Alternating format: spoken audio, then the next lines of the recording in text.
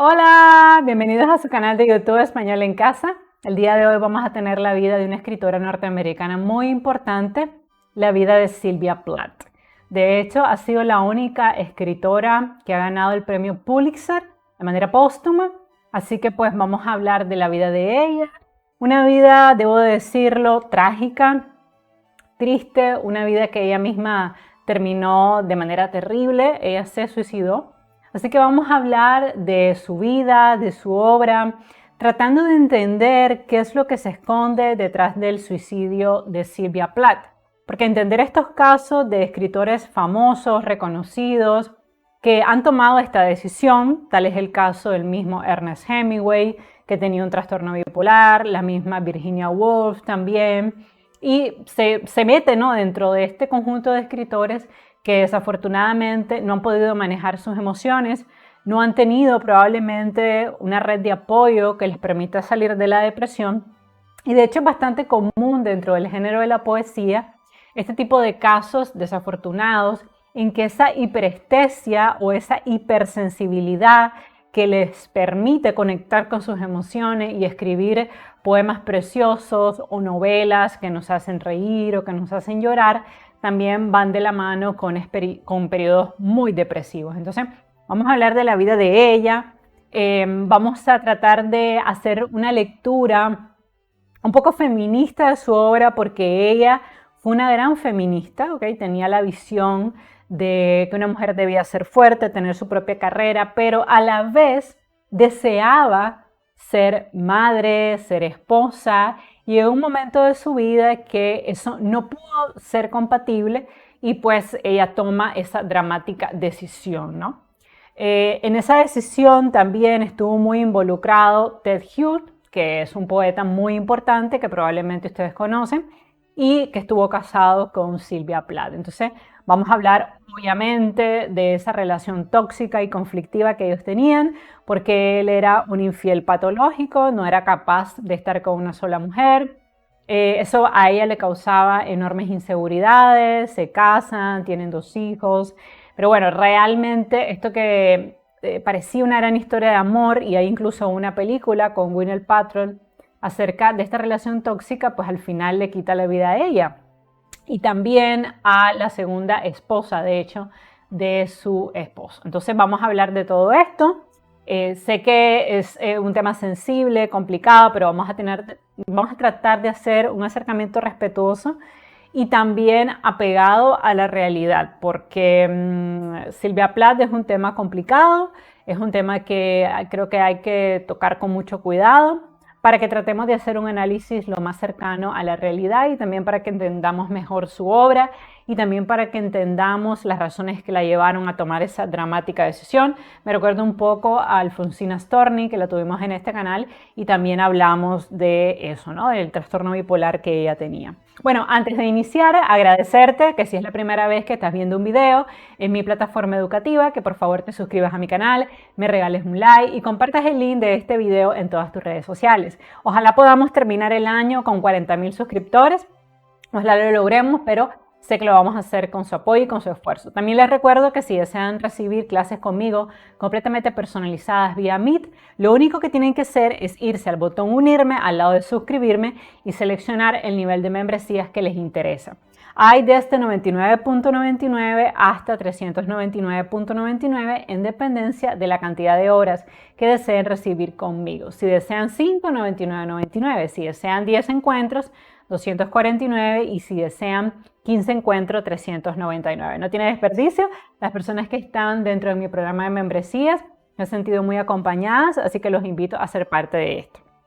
También recordarles que si lo único que quieren hacer es donar dinero a mi canal para que este proyecto continúe siendo completamente gratuito, lo único que tienen que hacer es igual irse al botón unirme, seleccionar el nivel que ustedes desean, puede ser 2.49, 14.99 o 34.99 si desean simplemente apoyar la producción de contenido en este canal.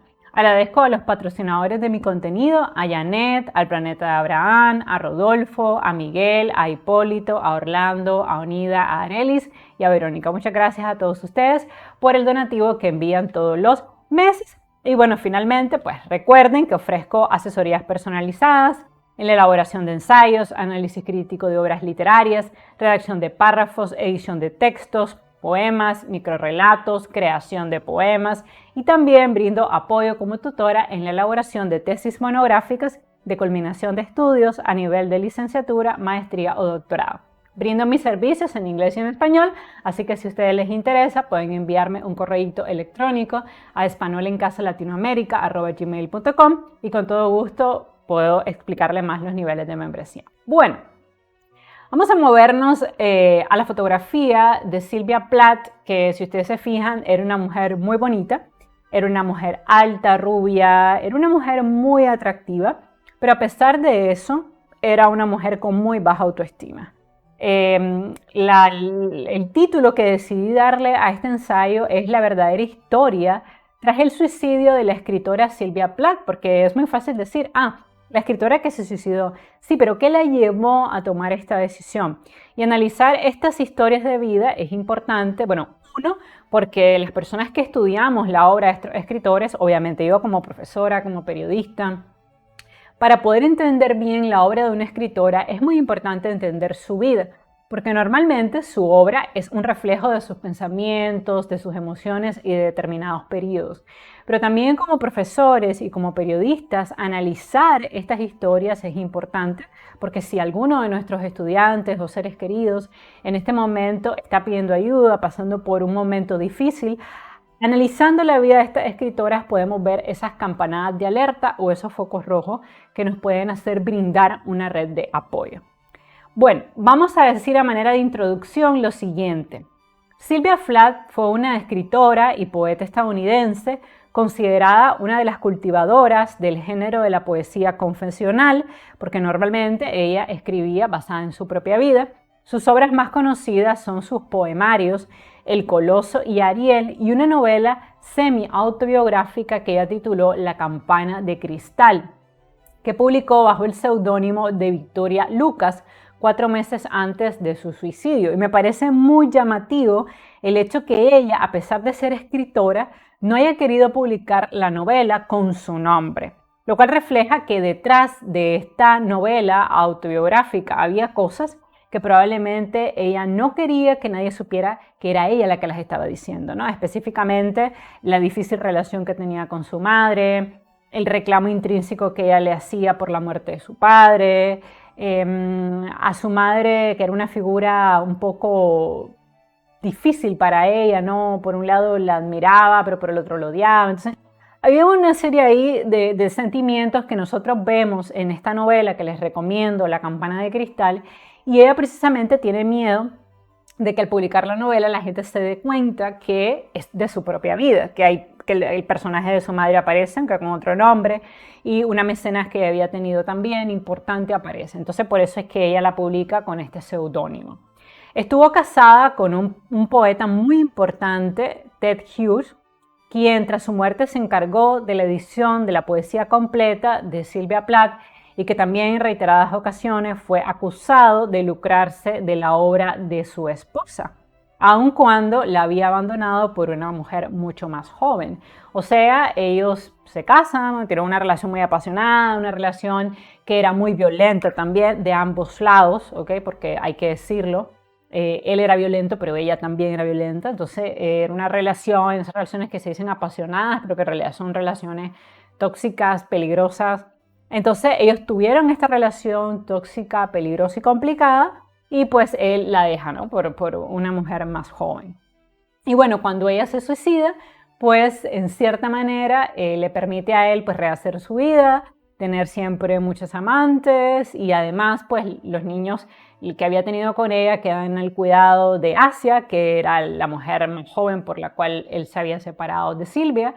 Y pues él sigue teniendo una vida muy exitosa como poeta y también se encarga, ¿no?, de ser el albacea de la obra de Sylvia Plath, y por eso mucha gente lo ha acusado, que después de todo el daño que le hizo a Sylvia, porque la abandona físicamente, psicológicamente y también económicamente, o sea, no se hace cargo de la responsabilidad de los hijos. Entonces el colmo pues que se haya lucrado tanto y que haya dictado conferencias hablando sobre su vida y sobre su obra, cuando en realidad él fue una persona que le hizo mucho daño. En 1982, ella ganó un premio Pulitzer póstumo con sus poemas completas y Platt estuvo clínicamente deprimida durante la mayor parte de su vida. Sus problemas mentales iniciaron en su adolescencia, sobre todo después de la muerte de su padre.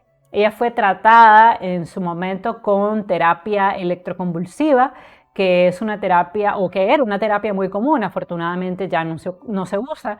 Juan Ramón Jiménez recibió este tipo de terapia también, y que tenía como efecto secundario que mataba neuronas. Entonces, ella fue sometida a este tratamiento cuando es diagnosticada por un trastorno bipolar en un intento de suicidio que no logra, pero que al final de su vida sí va a lograr, y vamos a hablar en qué contexto se dio todo esto.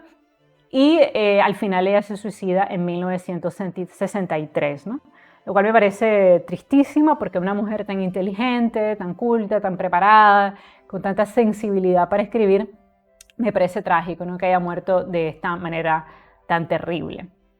Y esta es, pues sí, la trágica vida de una mujer ambiciosa, competitiva, que nunca pudo escapar de su trastorno bipolar, pero también del entorno machista en el que ella había nacido, y que como mujer de su época, pues no pudo escapar de esas tradicionales roles que nos endilgan un poco a las mujeres, y vamos a analizar también ese aspecto feminista de su vida. Bueno, vamos a hablar un poquito quiénes fueron sus padres. Nació en el barrio de Jamaica Plain de Boston. Platt mostró desde pequeña un gran talento a la hora de escribir. Publica su primer poema a los 8 años, o sea que ella era como una niña genio.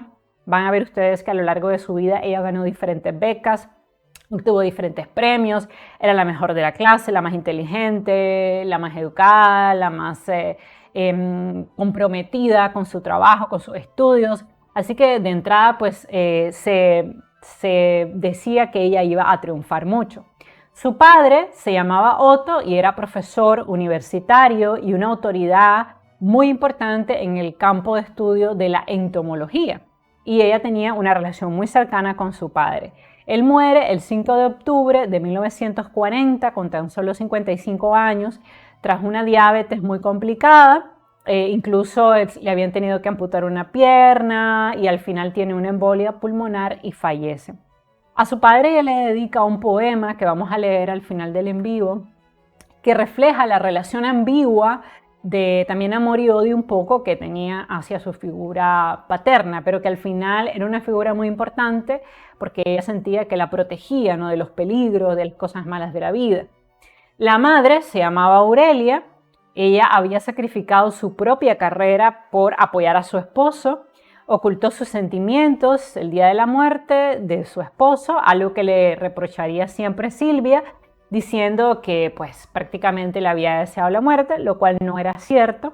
Y hay una escritora que se llama Laura Frías, no recuerdo ahora, que tiene una conferencia muy buena sobre la vida de Silvia Plath, donde ella plantea que en parte esa relación de amor y odio que tenía Silvia con su madre se debía a que no le perdonaba el hecho de haber nacido mujer. Realmente me parece que eso no es así. No creo que ese haya sido el verdadero problema, porque yo no le reclamo a mi madre haber nacido mujer, entre otras cosas porque sabemos que es el hombre el que define el sexo o el género del bebé, pero sí creo realmente que ella se sentía muy presionada para ser la mejor de la clase, la mejor estudiante, un poco para que el sacrificio que había hecho su madre al abandonar su propia carrera, al abandonar su vida, porque su mamá también era una intelectual, yo creo que sí, esa presión que ella sentía pudo haberla quebrado internamente. Por esa época Silvia era una niña muy inteligente, escribía, pintaba, tenía matrícula de honor en el colegio, tocaba el piano, publicaba poemas y cuentos en diversas revistas estadounidenses, consiguiendo éxito desde muy pequeña. Imagínense que ella empieza a publicar a los 8 años. Me recuerda un poquito la vida de Rubén, que comenzó a publicar a los 4 o 5 años. Claro, pues no eran poemas de tanta perfección ni sensibilidad, pero vamos, lo que quiero decir es que estos fueron escritores que iniciaron su vida literaria a edad temprana. Por entonces inicia un diario en el que ella va a escribir ininterrumpidamente hasta su muerte y rompe con un primer novio que ella tenía que se llamaba Dick Norton, que le había sido infiel.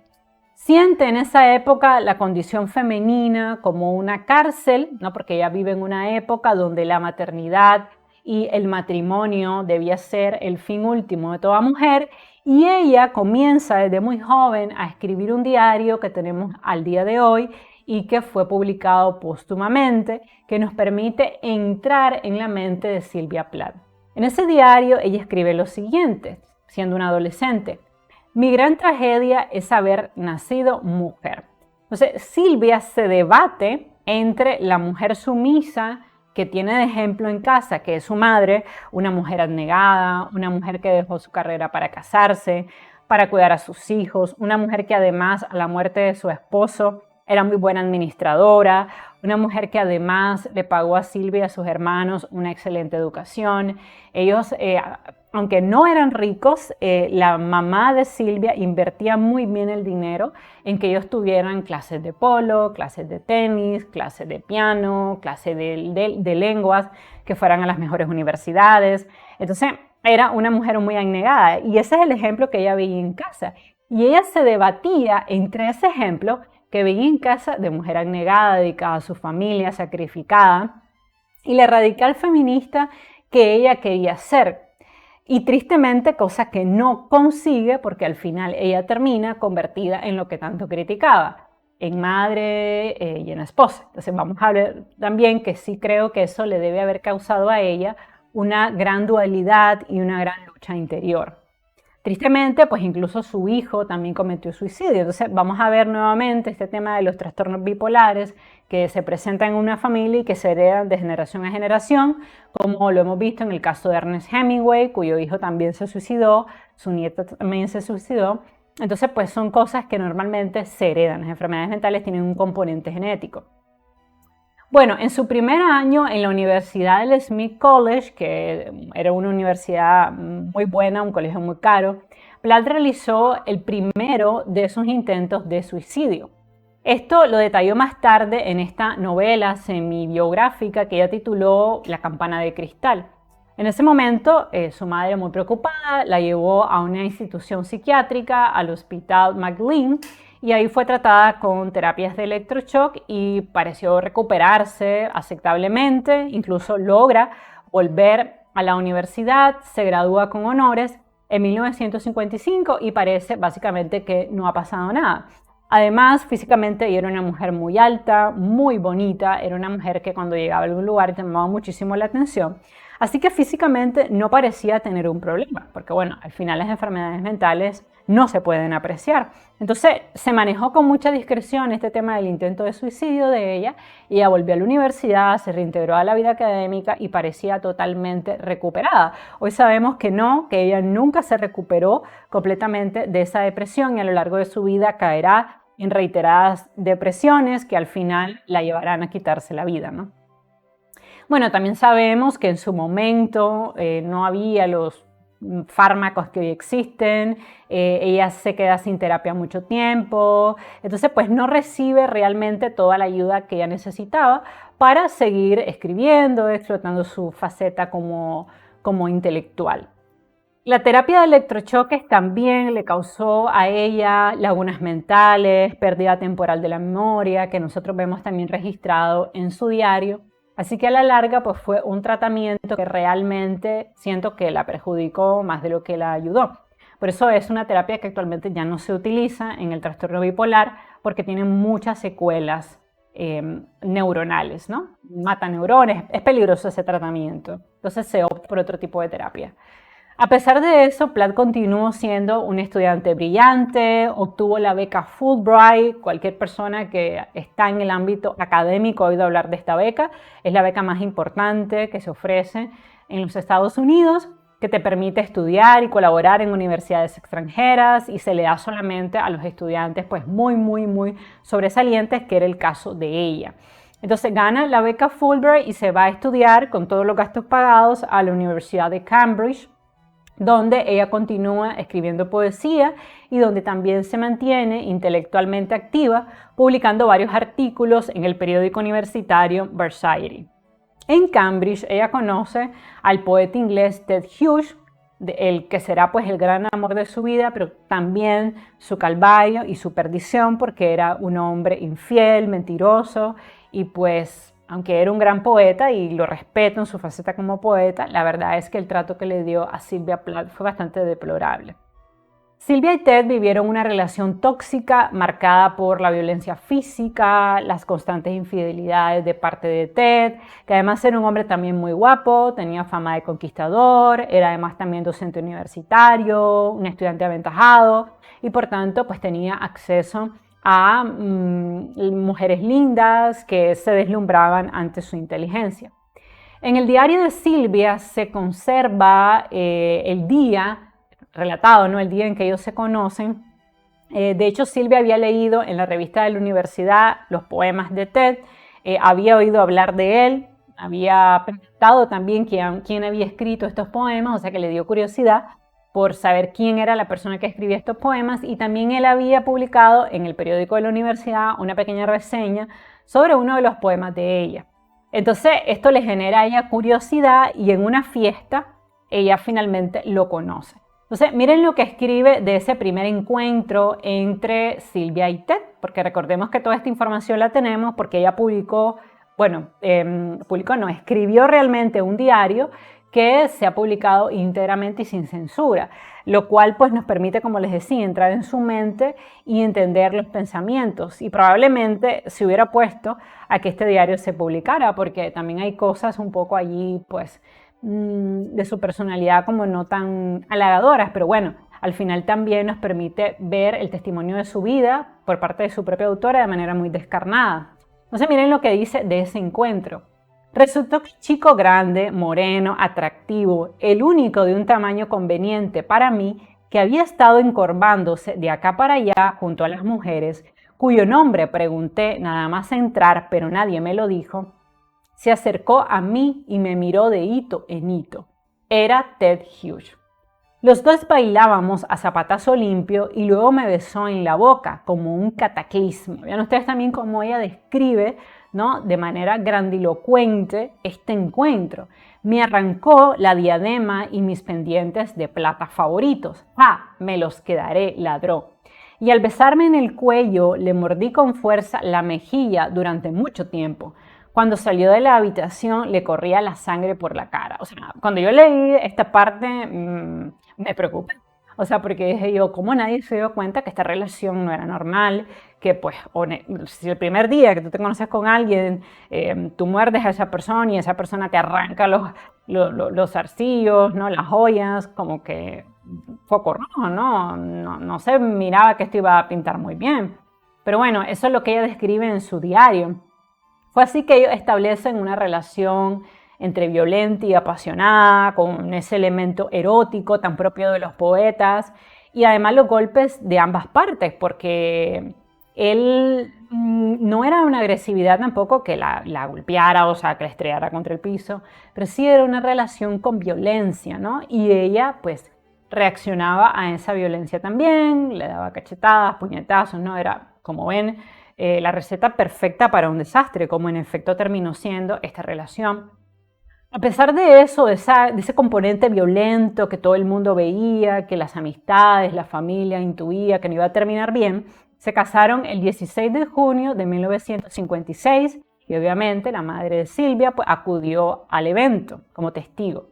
Sylvia en ese momento, que recordemos que era una becada de la beca Fulbright, decide mantener esta boda en secreto por miedo a que si se sabe que se ha casado le quiten la beca, lo cual no ocurre, pero que es un indicativo del dilema que ella vive como mujer. O sea, ella vive una guerra entre su deseo competitivo de ser una intelectual, de convertirse en poeta, en escritora, en novelista, pero también ese rol socialmente impuesto de ser madre y ser esposa de, ¿no? No logra que su faceta de intelectual sea compatible con su faceta como esposa, luego como madre, y esto agravará sus depresiones. O sea, esta relación con Ted, en vez de causarle tranquilidad, de ser un matrimonio sano, más bien la lleva a nuevos estados depresivos, ¿no? Por su parte, ella pues destaca siempre como intelectual y consigue trabajo como profesora en el Smith College, donde ella había también estudiado y había sido la mejor alumna de su promoción, y Ted decide dictar conferencias para ganar algo de dinero y dedicarse sobre todo a escribir, porque pues como él era el hombre de la relación, él sí tenía derecho a triunfar y a dedicarse 100% a la literatura. Silvia podía dedicarse a la literatura y a la casa, ¿no? Y también a ganar dinero trabajando como profesora.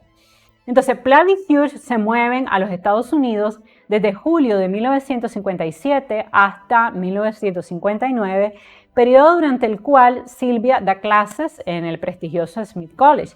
En ese momento, de hecho, ella lo va a contar en el diario, es la única profesora del departamento que tiene esposo. Así que un día se ponen de acuerdo para que Ted la llegue a buscar a la facultad, y ese encuentro para ella era importante porque era una manera de validar su matrimonio ante sus compañeras de trabajo y compañeros, ¿no? Sin embargo, él nunca llega, así que ella, preocupada porque ha pasado la hora en que él había quedado en irla a buscar, pues decide ir tras él, ¿no? Finalmente lo encuentra y Silvia registra este encuentro de la siguiente manera. Ted venía por la carretera. Caminaba con una sonrisa amplia e interna y la mirada clavada en los ojos de sierva de una muchacha desconocida. Todo esto lo vi en varios bruscos fogonazos. Ted sonreía y su sonrisa se hacía lamentable en el contexto. Resultaba fatua, en busca de admiración. Estaba gesticulando, terminando una explicación. Los ojos de ella le ofrecieron un aplauso embriagador. Acto seguido, ella me vio. La culpa apareció en su mirada y echó literalmente a correr, sin una despedida, sin que Ted hiciera el menor intento por presentarla. Es en ese momento que ella se da cuenta que su marido es infiel, que tiene un amante y le va a ser infiel con muchísimas mujeres a lo largo de su matrimonio. Bueno, obviamente el coqueteo de su esposo con otra mujer y sus constantes infidelidades le causan a ella siempre un gran dolor y ella lo describe así en su diario. Cometí el error irónico y fatal de creer que Ted era distinto a todos los hombres. He gastado dinero de mamá, que es lo que más me duele, para comprarle ropa, para comprarle medio año de escribir. He pasado a máquina sus poemas cientos de veces. También en su poema, en su diario, ella va a contar un poco cómo es su vida como ama de casa, cuando llega del trabajo, cómo le lava la ropa, cómo le manda cartas a editores para conseguir la publicación de las obras de Ted. O sea que ella automáticamente se convierte en una auténtica ama de casa. Los problemas entre la pareja, pues obviamente eran evidentes. Entre ellos había también una lucha de ego que en su mente ella no logra resolver. Y cuando intenta resolverlo siempre es en detrimento de su propio talento. Ella dice en una parte del diario, bueno, pues Ted será el mejor poeta británico y yo seré la mejor poeta estadounidense. O escribe en otra parte, Ted será el mejor poeta de todos los hombres y yo seré la mejor poetisa mujer. Entonces se ve, ¿no?, esta lucha de egos que obviamente está entre ambos, pero vemos también cómo en su mente ella se descalifica siempre para que él sea el que brille, ¿no? Y esto trae consecuencias. Ella comienza a rezagarse en su carrera literaria y como intelectual, mientras que él comienza a crecer y a ganar fama, porque pues él se mantenía constantemente publicando. Así que probablemente ustedes conocen perfectamente quién es Ted Hughes y vamos a tener la vida de él pronto en el canal. Una vez que le perdone todo esto de Silvia, porque ha sido fuerte para mí descubrir todas estas cosas. Bueno, se muda de Boston, donde Platt asistió a varios seminarios con Robert Lowell y este curso de literatura va a tener una gran influencia en sus obras. También participan en los seminarios Annex Sexton y en este periodo Platt y Hughes conocen por primera vez a W.S. Merwin, quien admiraba su trabajo y llegó a ser uno de sus mejores amigos. Al enterarse de que Platt estaba embarazada de su primera hija, volvieron al Reino Unido. Por otro lado, la poeta contaría en su diario personal que la vida de casada era difícil y violenta. En un pasaje de su diario diría lo siguiente: tengo una violencia en mí caliente como sangre. Me puedo matar a mí misma y ahora lo sé, incluso matar al otro. Tengo un dedo luxado y Ted arañazos en la cara. Entonces esto nos deja claro que era una relación que tenía un componente muy violento. Silvia viajó junto con Hughes en Londres durante un tiempo y después se asentaron en North Town, que era un pequeño pueblo de Devon. En esa época publicó su primera recopilación de poesía que tituló El Colosos. Lo publica en Inglaterra en 1960. El libro fue bien recibido por la crítica, aunque ha sido a menudo descrito como algo convencional y carente del drama que tendrían sus obras posteriores. Ha habido también mucho debate sobre cuánto se vio Sylvia Plath influenciada por el trabajo de Hughes, y la propia poeta admite en sus diarios de vida sus propios intentos por explorar la animalidad y el salvajismo que distinguen también a la obra de Ted Hughes, que fue su esposo. De hecho, el poema Pursuit fue escrito poco tiempo después de conocer a este escritor y está dedicado a él. Por lo tanto, se han escrito muchos artículos y ensayos acerca de si ella imitaba un poco el estilo de Hughes, de los dos cuál era el más original. Y yo creo que, bueno, obviamente si es tu pareja, tu esposa, pues va a haber algo de su estilo que tú vas también a incorporar, pero me parece que cada uno tiene honestamente una carrera distinta y una manera de escribir muy diferente, además que él como hombre tiene una manera de ver la vida diferente como ella lo ve como mujer. A pesar de esto, sus obras, pues considero que son muy genuinas y las similitudes entre ambos poetas realmente son mínimas. Prácticamente yo casi no veo que se parezcan tanto. Debemos recordar también, porque es que se ha escrito mucho de esto y encontré muchos ensayos sobre las similitudes entre estas obras, que pues toda creación artística cuenta con influencias, en ocasiones muy explícitas, y la presencia de estas influencias no determina ni niega la originalidad de una obra de arte. Así que bueno, sí, pues tal vez ella absorbió algunas cosas de su esposa, pero sin duda creo que sus poemas son muy originales y muy propios del contexto en que le tocó vivir como mujer. Posteriormente ella publicó Tres Mujeres, que es un poema narrado para la BBC en 1962, en el cual Silvia dota de una nueva visión a su poesía y nace así su poesía feminista. A partir de ese momento concibe los poemas para ser leídos en voz alta y se considera que este es su primer poema feminista y antibelicista, ya que narra la maternidad desde el punto de vista de tres mujeres. Se trata de uno de sus últimos escritos, seguidos por los poemas que recoge en Ariel. Ahora, los poemas de Ariel marcan el punto de inflexión de sus primeras obras hacia un terreno de una poesía más confesional basado en sus propias experiencias de vida. Es probable que las enseñanzas de Lowell, quien enfatizaba mucho en la importancia de lo confesional en una obra, hayan tenido mucha importancia en este giro dramático que da su poesía. El impacto de la publicación de Ariel fue increíble, con sus francas descripciones del descenso hacia la locura, porque pues las obras de Plath siempre tienen este componente trágico y dramático. Y por eso la asocian mucho con Sexton, porque sabemos que ambas tuvieron enfermedades mentales, ambas se suicidaron, y por eso pues se compara muchísimo la obra de Sylvia Plath con Sexton. A pesar de las numerosas críticas y biografías tras su muerte, el debate acerca de las obras de Plath a menudo deja ver la lucha entre aquellos que están de su parte y aquellos que están del lado de Hughes. Una prueba del nivel de crispación son las repetidas acciones contra la palabra Hughes, que está cincelada sobre la lápida de la tumba de Plath. O sea que hay personas que dicen que él fue tóxico, yo me incluyo entre esas personas, para ella, y hay personas que dicen que su influencia fue positiva. Ustedes tomen la decisión, creo que su influencia fue más bien negativa. En febrero de 1961, Silvia sufrió un aborto. Esto le va a doler mucho porque ella llegó a creer durante mucho tiempo que era infértil, que no podía tener hijos. Entonces cuando ella sale embarazada se alegra mucho, pero el embarazo termina en un aborto. Algunos de sus poemas hacen referencia a este hecho. Plath tiene que realizar una dura terapia que le hizo revivir la conflictiva relación con su madre. Después de una profunda crisis en la cual Silvia cree que es infértil, pues finalmente ella termina quedando embarazada, se cuida mucho para no perder este embarazo y nace su primera hija. Y es ahí cuando los dos poetas deciden comprar una casa en el campo debido a que vivir lejos de la gran ciudad es mucho más económico.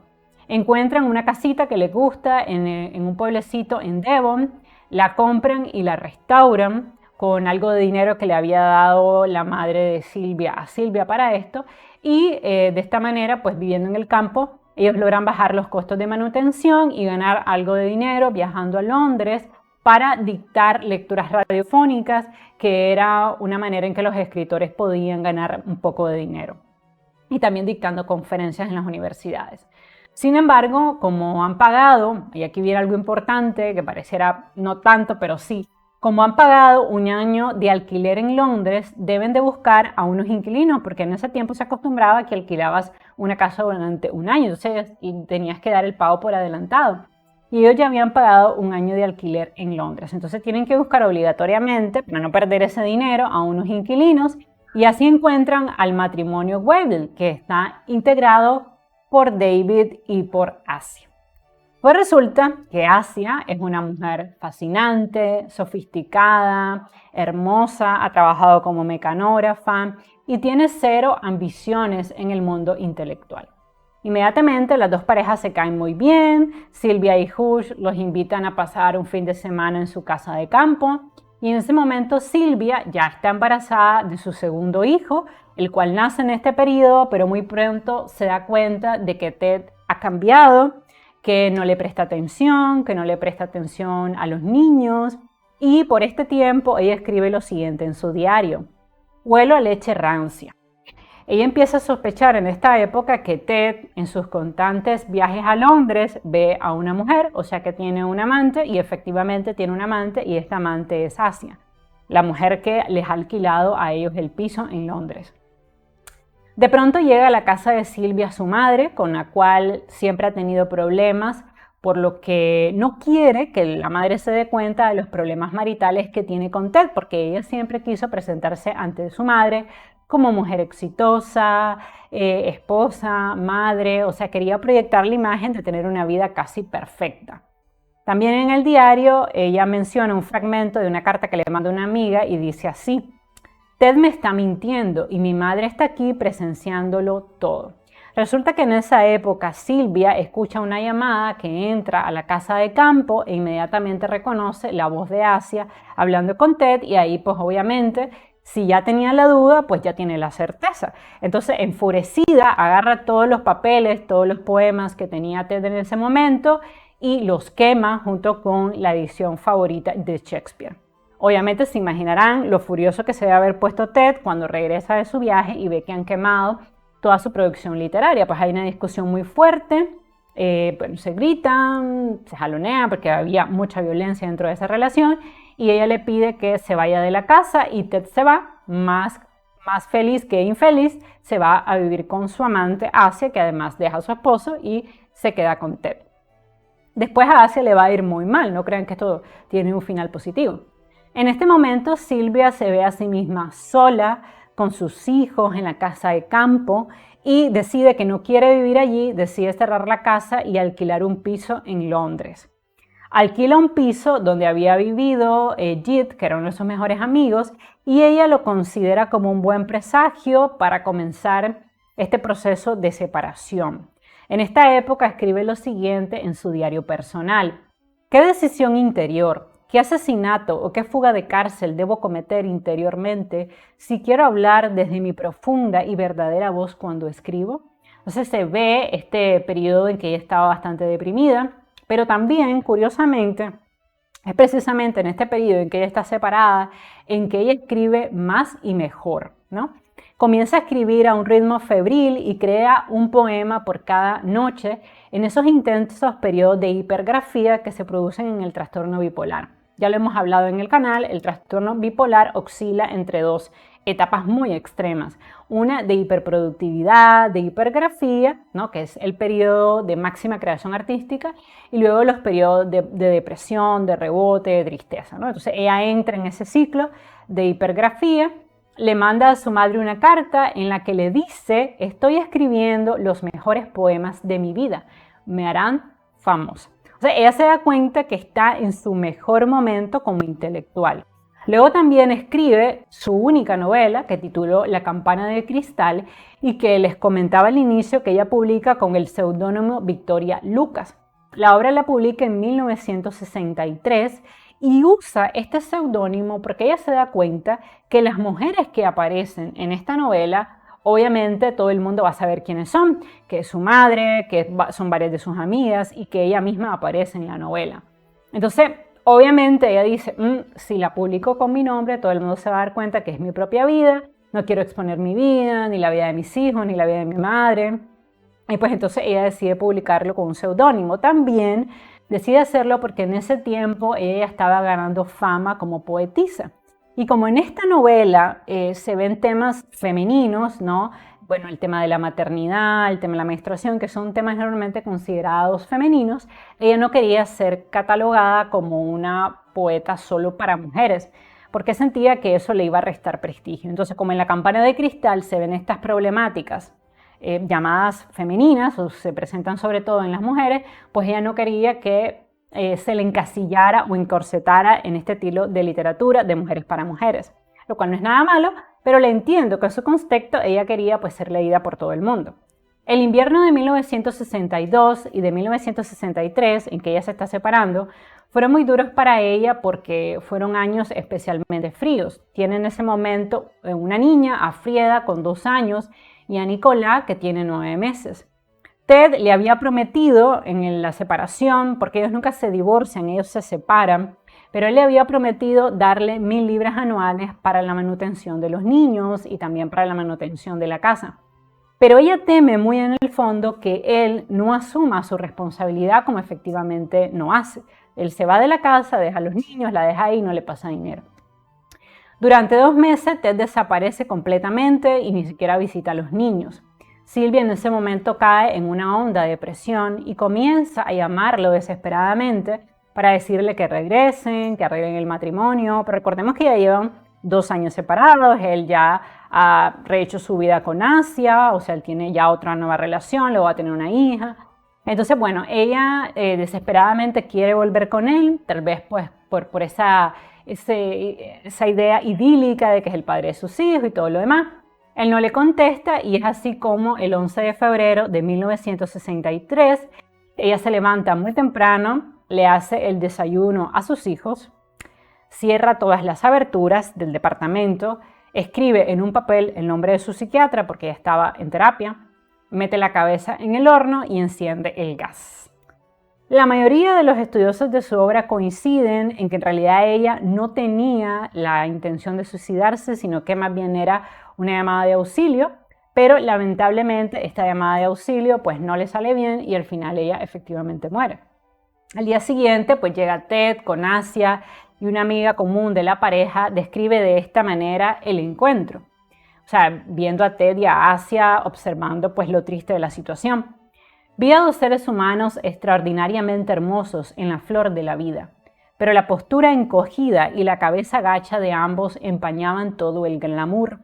Tenían la mirada desviada y horrorizada, y la expresión destrozada de Adán y Eva, recién expulsados del paraíso. No, esto nos da una idea de que pues, ellos se quedan completamente en shock, todos se quedan en shock, la madre de Silvia, los padres de Ted, la misma Asia, pues que siente culpa por lo que ha pasado. Actualmente Silvia está enterrada en el cementerio de Episcopal en Worcestershire y curiosamente cuando muere Silvia ocurre lo que no había pasado cuando ella se separa de Ted y es que Aurelia, la madre de Silvia, se ofrece para llevar a los niños a los Estados Unidos. La hermana de Ted, que estaba trabajando en ese momento en París, deja su empleo y se va a ocuparse de los niños. De igual forma, una tía de Ted renuncia a ese empleo y se va a ocupar de los niños. Asia, la amante de Ted, deja también su trabajo en Londres y se va a Court Green para ocuparse de los niños. Y fue así que Ted pues, pudo continuar su trabajo como poeta, como escritor, y su vida pudo continuar como si nada, porque al final todo el mundo se hizo cargo de su responsabilidad, o sea, se hizo cargo de los niños. Cosa que no pasó cuando ellos se separan y pues abandona a Silvia y pues prácticamente a nadie le importó mucho lo que pasara con Silvia y con sus hijos. Entonces, bueno, dato curioso, ¿no?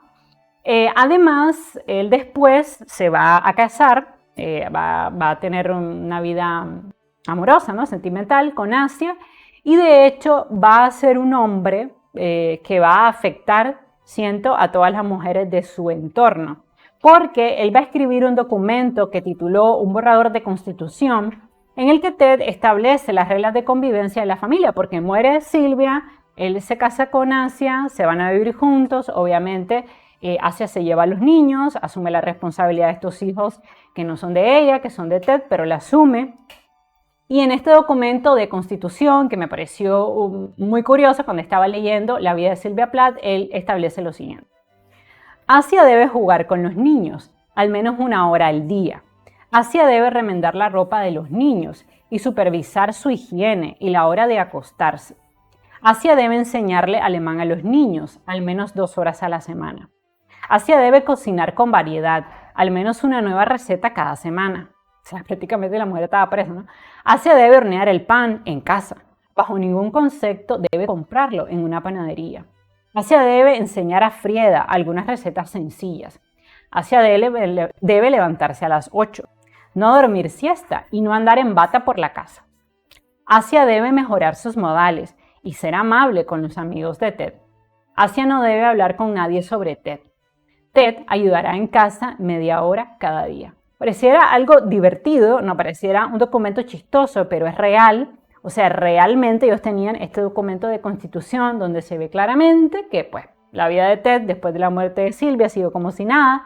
Empezó a dictar conferencias, gran parte de su obra se publicó de manera póstuma, él incluso recibió un montón de premios por todo el influjo y apoyo que le había dado la carrera de su esposa tras su muerte, y pues tenía esta relación con esta mujer que la tendría completamente subyugada. Y ustedes dirán, ¿por qué si este en vivo es sobre la vida de Sylvia Plath? ¿Por qué vamos a mencionar este aspecto? Porque yo siento que hay muchas similitudes entre las mujeres que estuvieron alrededor de Ted.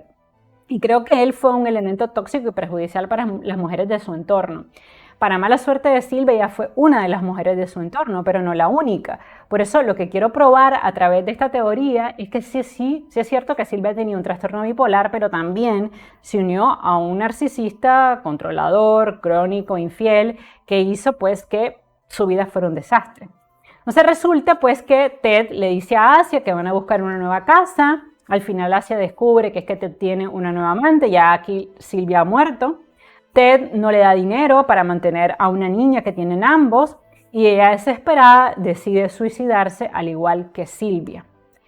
Con la única diferencia de que ella incluye en el evento a su pequeña hija, que es la hija que tiene con Ted, a la cual droga, y al final pues ella se suicida de la misma manera que Sylvia, prendiendo el gas y cerrando todas las ventanas. En el evento muere tanto Asia como la hija que tenía con Ted. Después de este acto, el padre de Asia tiene una trombosis y muere, ¿no? Él se impacta al saber que su hija se ha suicidado, que también la niña ha muerto. Y la madre de Ted también tiene una trombosis y muere al cabo de 3 días. O sea, qué trágico, ¿no? Que hubo de todo. Por su parte, y ya liberado de Sylvia y de Asia, Hughes se convierte en el editor del legado personal y literario de Plath. Se encarga de supervisar y editar la publicación de todos sus manuscritos y también destruye el último volumen del diario de Plath, que trataba del tiempo que pasaron juntos y que lo hacía ver como un hombre narcisista, violento y cruel. O sea que incluso lo que tenemos del diario de Sylvia no es el diario completo, porque ese periodo del matrimonio él lo destruye, ¿no? Y publica el resto inteligentemente. Ted obviamente se lucra de las ganancias de la obra de su esposa y se va a dedicar a dictar conferencias sobre su vida, sobre su obra, y también a tener muchísima fama como poeta, ¿no? Porque él fue un gran poeta, y al César lo que es de César no quiere decir que él no haya sido un gran intelectual, sí lo fue. En 1982, Plath se convierte en la primera poeta en ganar un premio Pulitzer póstumo por sus poemas completos. Muchos críticos, sobre todo del ámbito feminista, han acusado a Hughes de intentar controlar las publicaciones de su esposa para su propio beneficio. Por su parte, Hughes durante mucho tiempo lo negó enérgicamente, aunque llegó a un acuerdo con la madre de Plath, con Aurelia, cuando ésta intentó evitar la publicación de las obras más controvertidas de su hija en los Estados Unidos, porque sentía que manchaban un poco su legado porque eran demasiado autobiográficas. En su última recopilación, Cartas de cumpleaños, Hughes rompió su silencio acerca de la escritora Sylvia Plath. En esta obra, pues, es extremadamente franco, aunque no pide disculpas por la violencia física y psicológica que siempre ejerció contra la talentosa escritora. Y dato curioso, el diseño de la tapa del libro fue hecho por Frieda, que es la hija de ambos. Ahora, mucho se ha escrito sobre la enfermedad mental que tenía Silvia. Aunque durante mucho tiempo se consideró que sus repetidas depresiones e intentos de suicidio se debieron a la muerte de su padre cuando ella tenía 9 años, una pérdida que nunca logró superar, hoy se sabe, pues a la luz de las investigaciones, que ella padecía un trastorno bipolar que heredaron sus hijos. De hecho, y por desgracia, su hijo Nicholas Hughes Platt, hijo obviamente de Ted y de Silvia, fue un hombre solitario que se refugió en la privacidad de Alaska como profesor de ciencias del mar en la Universidad de Alaska, Fairbanks, que también tuvo un trastorno maníaco depresivo, al igual que su madre. Nunca se casó, nunca tuvo hijos y el 16 de marzo del 2009 también se suicidó ahorcándose en su casa de Alaska. O sea que realmente este tema de las enfermedades mentales en esta familia fue algo muy importante y creo que es algo que hay que analizar con cuidado para siempre tender brazos de auxilio para alguna persona que esté en un momento difícil. Por otro lado, su otra hija, Frieda, que fue una excelente escritora y columnista de la prensa británica, también ha tenido repetidos trastornos depresivos y desarrolló finalmente esclerosis múltiple. Y por su parte, su esposo Ted hizo carrera como poeta y fue siempre un padre ausente al que nunca le importaron los 2 hijos que tuvo con Silvia ni la hija que tuvo con Nancy, ¿no? Un verdadero narcisista. Durante los años 70 predominaron las interpretaciones biográficas psicoanalíticas de la obra de Silvia Plath, mientras que ya en los 80 y los 90 se prefiere un estudio crítico feminista y de género para entender mejor su obra. Esta diferencia se percibe sobre todo en la comparación entre las biografías de Plath, que ha tenido lugar desde entonces, así como en la obra crítica que se ha dedicado a esta autora. La publicación casi completa de sus diarios de vida tras la muerte de Hughes en 1998 ha servido para aclarar muchos puntos de especulación y para dirigir el interés de los lectores hacia una comprensión más profunda del método y de la sensibilidad de Silvia Plath. Sin duda, su obra más importante y representativa es la novela La campana de cristal, porque es un profundo reflejo de las propias características psicológicas de la autora. La novela narra la vida de la joven Esther Greenwood, que es el alter ego de Silvia Plath. A través del monólogo interior asistimos a la inestabilidad emocional de la protagonista y de la escritora, siempre colindando con la depresión maníaco-depresiva. En esta obra también asistimos a la difícil relación que tuvo Silvia con su madre. La madre de Silvia fue sin duda una mujer ejemplar, muy destinada, muy sacrificada, muy destinada a la esfera del hogar. Yo les decía al inicio de la transmisión, sacrificó su vida para que Silvia tuviera una buena educación, una excelente educación porque fue a excelentes universidades. Pero por otro lado, la misma Silvia sentía que esto representaba una pesada carga para ella porque ella no quería convertirse en su madre, algo que paradójicamente sí ocurre pasando. Por otro lado, también en la obra de Silvia se ve su relación con su padre, que era su aliado masculino. Al respecto, Silvia escribe en su diario: mi madre mató al hombre que me había querido toda la vida. Obviamente la madre no mató a su padre. Ella lo que quiere decir con esto es que ellos tenían muchas discusiones, muchos problemas de pareja, y cuando él muere, pues no vio a su madre muy sentida por esa muerte y siempre se lo reclamó. En este sentido, se puede ver que en la vida de Silvia había una profunda dualidad. Por un lado, quería triunfar como escritora, pero por el otro se fustigaba por su egoísmo. La relación con Ted además reflejaba una lucha de egos intrínseca, ya que ella no quería competir con el talento de su esposo. Seguir el ejemplo de su madre, siendo una buena esposa y una buena madre, tampoco la complacía, así que su vida fue una especie de lucha mental entre el rol socialmente asignado y el que ella deseaba en su fuero interno. La respuesta, desafortunadamente, a esta dualidad que ella nunca pudo resolver fue el suicidio. Y a manera de conclusión vamos a decir lo siguiente acerca de la vida de esta talentosa escritora norteamericana, que si no la han leído se las recomiendo. La vida de Silvia Plath fue trágica. Vivió con una enfermedad mental que no fue tratada con la necesaria rigurosidad y conoció a un hombre que se encargó de machacar su dignidad a cero. Incapaz de escapar de la época en que le había tocado vivir, Silvia asumió el papel de esposa y de madre que la sociedad esperaba de ella. encontrando en su obra literaria el único lugar para escapar de esta realidad. Sin embargo, al ser abandonada por su esposo y afrontar serias dificultades económicas, la frágil vida de Silvia se rompió en 1000 pedazos. No pudo salir de la depresión en la que se encontraba y desafortunadamente se suicidó. A pesar de eso, hoy Sylvia Plath es reconocida como una escritora de gran nivel y es la única mujer que ha recibido el premio Pulitzer de manera póstuma, demostrando que sí se puede ser mujer y genio al mismo tiempo.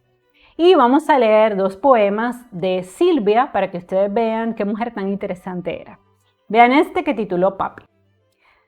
Tú ya no, me sirves zapato negro en el que viví 30 años, como un pie mísera y blancuzca, casi sin entreverme ni achistar ni amistar. Papi, tenía que matarte, pero moriste antes de que me diera tiempo. Saco lleno de Dios, pesado como el mármol, estatua siniestra, espectral, con un dedo del pie gris, tan grande como una foca de Frisco. Y una cabeza en el insólito Atlántico, donde el verde vaina se derrama sobre el azul, en medio de las aguas de la hermosa Nauset, yo salía a rezar para recuperarte. En tu lengua alemana, en tu ciudad polaca, aplastada por el rodillo de guerras y más guerras, aunque el nombre de esa ciudad es de lo más corriente, un amigo mío polaco afirma que hay 1 o 2 docenas. Por eso yo jamás podía decir dónde habías plantado el pie, dónde estaban tus raíces.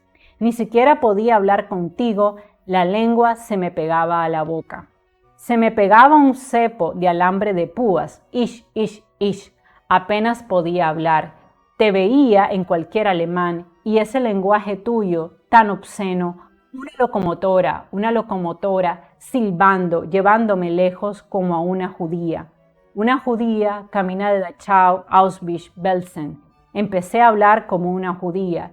Incluso creo que podría ser judía. Las nieves del Tirol, la cerveza rubia de Viena, no son tan puras ni tan auténticas. Yo, con mi ascendencia gitana, con mi mal hado y mi baraja del tarot bien podría ser algo judía. Siempre te tuve miedo a ti, como una Luftwaffe, con tu pomponosa germanía, con tu pulcro bigote y esa mirada aria, azul centellante, hombre panzer, a tú. No eras Dios sino una esvástica, tan negra que ningún cielo podía despejarla. Toda mujer adora a un fascista, la bota en la cara, el bruto corazón de un bruto como tú. Mira, papi, aquí estás delante del encerado, en esta foto tuya que conservo, con un hoyuelo en el mentón en lugar de en el pie, mas sin dejar por eso de ser un demonio, el hombre de negro que partió de un bocado mi lindo y rojo corazón. Yo tenía 10 años cuando te enterraron, a los 20 intenté suicidarme, para volver a ti, creía que hasta los huesos lo harían, pero me sacaron del saco y me amañaron con cola y entonces supe lo que tenía que hacer. Creé una copia tuya, un hombre de negro tipo Minecraft, amante del tormento y la tortura, y dije sí quiero. Pero papi, esto se acabó, he desconectado. El teléfono negro de raíz, las voces, ya no pueden reptar por él. Si ya había matado a un hombre, ahora son 2.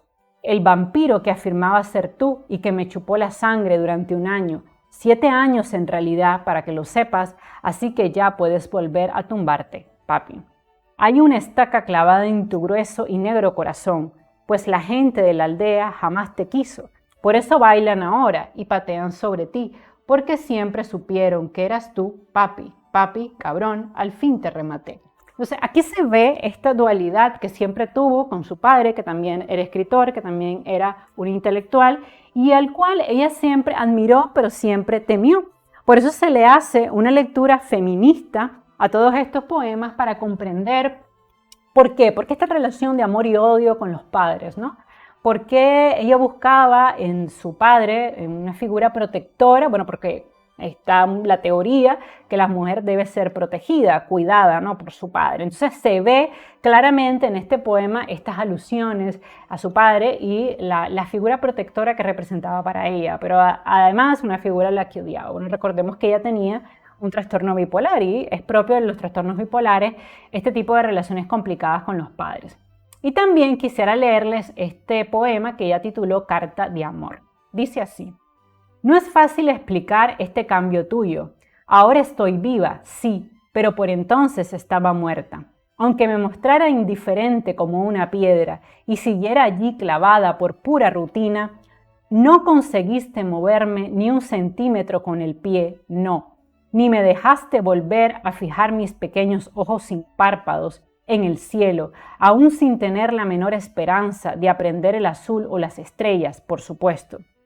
Pero la cuestión era otra. Digamos que me dormí, una serpiente camuflada entre rocas negras, como una roca negra en el hiato del invierno, igual que mis vecinos, sin hallar placer en el mejillón de mejillas perfectamente cinceladas, que ardían a cada momento para fundir mi mejilla de basalto. Después se volvieron lágrimas, ángeles llorando sobre naturalezas apagadas, pero no me convencieron. Aquellas se helaron, cada cabeza muerta tenía un yelmo de hielo. Y seguí durmiendo como un dedo doblado. Lo primero que vi fue un aire diáfano y las gotas encerradas elevándose en un rocío límpido como los espíritus. Había muchas piedras alrededor, yaciendo opacas e inexpresivas. No sabía qué hacer con todo aquello. Brillaba cubierta de escamas de mica y abierta para derramarme como un fluido entre las patas de los pájaros y los tallos de las plantas. No conseguiste engañarme, te reconocí enseguida. El árbol y la piedra resplandecían sin sombras. Mis dedos se alargaron, traslúcidos como el cristal. Empecé a brotar como una rama en marzo, un brazo y una pierna, un brazo y una pierna. Y así ascendí de piedra a nube. Ahora parezco una suerte de Dios, flotando en el aire con mi ropaje de alma, pura como una lámina de hielo. Y eso es un don. Este es uno de los mejores poemas que ella tiene. Se lo escribe obviamente dedicado a Ted. Y bueno, como siempre les dejo aquí mi lista de referencias por si ustedes quieren ahondar en la vida de esta maravillosa escritora llamada Sylvia Plath. Bueno, a manera de resumen, quisiera invitarlos a que si no se han leído La campana de cristal o si no han leído ninguno de los poemas de Sylvia Plath, que, bueno, después del en vivo y después que me den un like, se suscriban, compartan el link de este video en sus redes sociales, vayan a explorar su obra porque realmente si se quedaron hasta el final de este en vivo es porque ustedes se sienten con mucha curiosidad por su vida y por su obra. Entonces, al leer la obra van a entender todavía mucho más la mujer que estaba detrás de Sylvia Plath. A manera de reflexión quisiera decir que creo que Sylvia vivió, pues obviamente con una enfermedad mental que no fue tratada a tiempo, no recibió la terapia que ella necesitaba, el apoyo que ella necesitaba. Desafortunadamente su madre no pudo apoyarla a como ella también necesitaba y esta fue una enfermedad que desafortunadamente heredaron sus hijos que no pudieron escapar de estas enfermedades psiquiátricas. A pesar de eso, ella tiene una maravillosa obra. De hecho, como les dije, ha sido la única escritora que ha ganado el premio Pulitzer después de muerta y esto es porque realmente se ha revalorizado, se ha dado una relectura y se han rescatado gran cantidad de poemas que ella escribió en este periodo de separación. Creo que Ted también fue un escritor importante, creo que tenía talento, pero pues como ser humano y como pareja, creo que no le vino bien a la vida de Sylvia. Creo que se unieron dos personas con dos egos muy grandes, con dos personalidades muy fuertes y al final Ted acabó aplastando la personalidad de Sylvia y ella nunca pudo escapar de esa trampa mortal que significó ese matrimonio. Bueno, pues espero que les haya gustado el en vivo, espero que les haya dado curiosidad por conocer la vida de Sylvia Plath. Hay una película muy buena con Gwyneth Paltrow que precisamente es sobre esta relación tóxica que ellos tenían. La película está muy buena y les da un excelente acercamiento al mundo emocional de Sylvia Plath. Por supuesto, para poder preparar este en vivo vi la película, así que está altamente recomendada. Bueno, les mando un beso y un abrazo. Recuerden suscribirse a mi canal, regalarme un like, compartir el link de mis videos en sus redes sociales. Y si desean descargar el imprimible de la clase, recuerden que en el link de la descripción les dejo siempre el PDF para que ustedes lo puedan descargar y revisar. Nos seguimos viendo. Bye bye.